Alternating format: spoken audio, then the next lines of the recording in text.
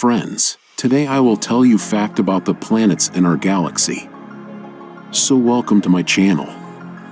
Guys, today we will get complete information about the planets in our galaxy. Don't forget to like, share and comment the video and subscribe to the channel. So let's start. 1. Mercury is hot, but not too hot for ice. The closest planet to the Sun does indeed have ice on its surface.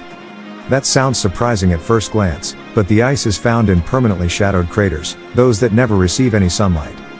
It is thought that perhaps comets delivered this ice to Mercury in the first place.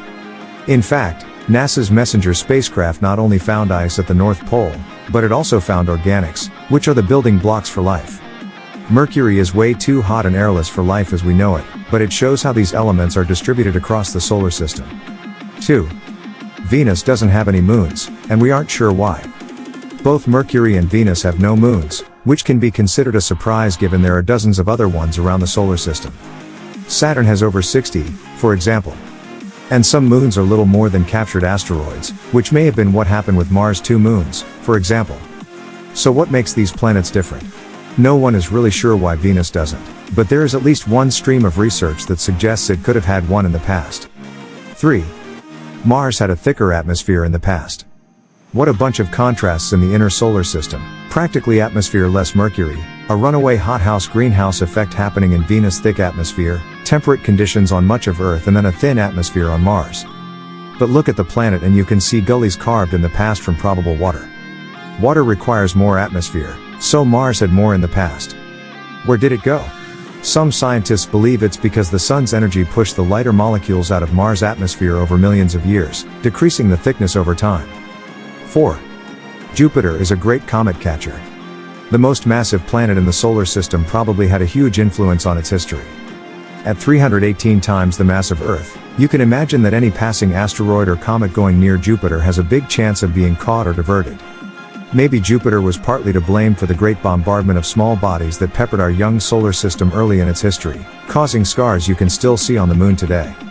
And in 1994, astronomers worldwide were treated to a rare sight, a comet, Shoemaker-Levy 9, breaking up under Jupiter's gravity and slamming into the atmosphere. 5. No one knows how old Saturn's rings are. There's a field of ice and rock debris circling Saturn that from afar appear as rings. Early telescope observations of the planet in the 1600s caused some confusion. Does that planet have ears, or moons, or what?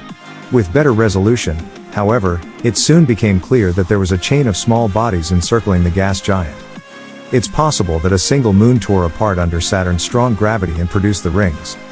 Or, maybe they've been around, pun intended, for the last few billion years, unable to coalesce into a larger body but resistant enough to gravity not to break up.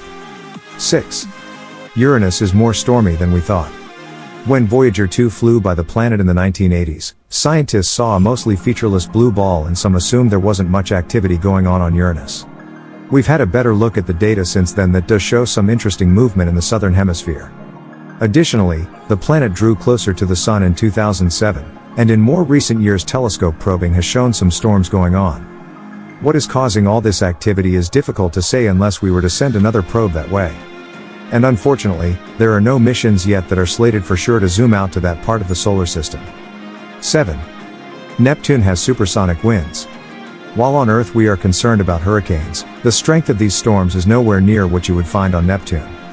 At its highest altitudes, according to NASA, winds blow at more than 1,100 miles per hour, 1,770 kilometers per hour.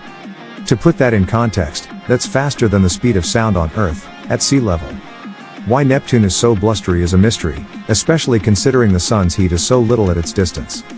8. You can see Earth's magnetic field at work during light shows.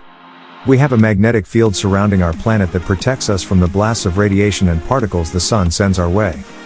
Good thing, too, because such flare-ups could prove deadly to unprotected people. That's why NASA keeps an eye on solar activity for astronauts on the International Space Station, for example.